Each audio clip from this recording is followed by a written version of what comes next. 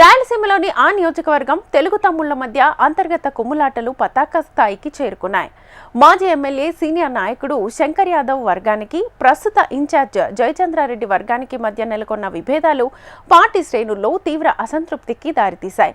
ఒకప్పుడు నియోజకవర్గంలో పార్టీకి గట్టి పునాది వేసిన శంకర్ యాదవ్ను పక్కన పెట్టడం పట్ల క్యాడర్లో నిరసన వ్యక్తమవుతోంది. ఇంతకీ ఆ నియోజకవర్గం తెలుగుదేశం పార్టీలో అసలేం జరుగుతోంది?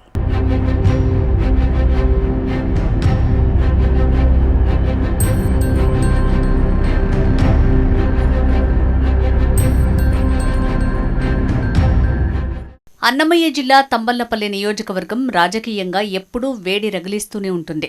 ఇక్కడ టీడీపీకి ఒకప్పుడు తిరుగులేని పునాది వేసిన మాజీ ఎమ్మెల్యే శంకర్ యాదవ్ 2014 ఎన్నికల్లో విజయం సాధించి నియోజకవర్గ అభివృద్ధికి, ముఖ్యంగా బీసీల అభ్యున్నతికి విశేష కృషి చేశారు. 5 ఏళ్ల పాటు తెలుగుదేశం పార్టీని ఒక కంచుకోటలా నిలబెట్టారు.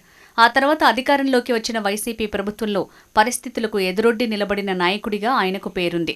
టీడీపీ అధినేత సీఎం చంద్రబాబు, మంత్రి నారా లోకేష్ పిలుపునిచ్చిన ప్రతి కార్యక్రమాన్ని బాదుడే బాదుడు, ఇదేం కర్మ మన రాష్ట్రానికి లాంటి కార్యక్రమాల్ని అత్యంత విజయవంతంగా నిర్వహించారు. లోకేష్ యువగళం పాదయాత్రను రాష్ట్రంలోనే ఏ నియోజకవర్గంలో లేని విధంగా 8 రోజుల పాటు నిర్వహించి పార్టీ అధిష్టానం మన్ననలు పొందారు. కష్టకాలంలో కార్యకర్తలకు ఆర్థికంగా అండగా నిలబడి వారిని కంటికి రెప్పలా కాపాడుకున్నారు శంకర్ యాదవ్.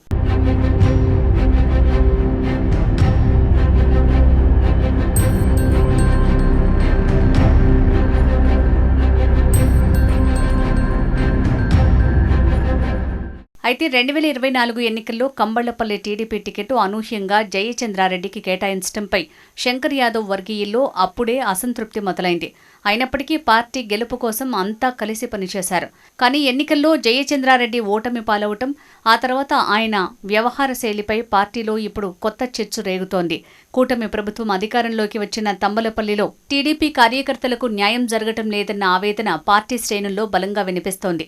ప్రస్తుత ఇన్ఛార్జ్ జయచంద్రారెడ్డి వైసీపీ వారికి సానుకూలంగా ఉన్నారని, కూటమి ప్రభుత్వం అమలు పరుస్తున్న సంక్షేమ పథకాలను ప్రజల్లోకి తీసుకువెళ్లటంలో సీనియర్ నాయకులను కలుపుకొని పోవటంలోనూ పూర్తిగా విఫలమయ్యారని విమర్శలు వెల్లువెత్తుతున్నాయి. ఇంతకాలం పార్టీ కోసం కష్టపడిన వారిని కాదని, గతంలో వైసీపీలో ఉండి ఇప్పుడు కూటమి ప్రభుత్వం వచ్చిన తర్వాత టీడీపీలో చేరిన వారికి కాంట్రాక్టు పనులు కట్టబెట్టడంపై తీవ్ర ఆరోపణలు వస్తున్నాయి.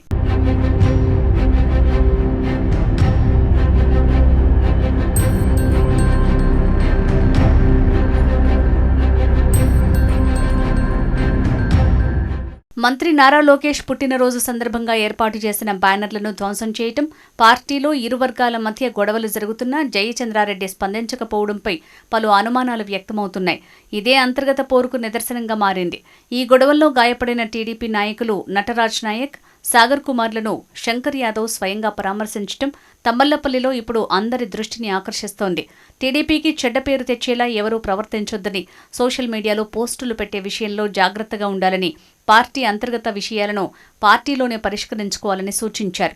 శంకర్ యాదవ్ ఈ వ్యాఖ్యలు నేరుగా జయచంద్రారెడ్డి వర్గాన్ని ఉద్దేశించి చేసినవేనని పార్టీ శ్రేణుల్లో చర్చ జరుగుతోంది. శంకర్ యాదవ్ పరామర్శ పట్ల పార్టీ కార్యకర్తల్లో సంతోషం వ్యక్తమవుతోంది. కష్టకాలంలో పార్టీకి, కార్యకర్తలకు అండగా ఉన్న నాయకుడికే నియోజకవర్గ ఇన్ఛార్జి పదవి ఇవ్వాలని తెలుగు తమ్ముళ్లు కోరుతున్నారు.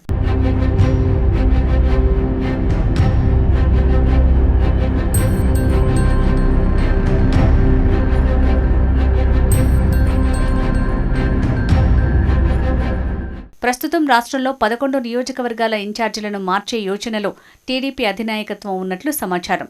ఈ మార్పుల్లో తంబళ్లపల్లి కూడా ఉందని ప్రచారం జరుగుతోంది.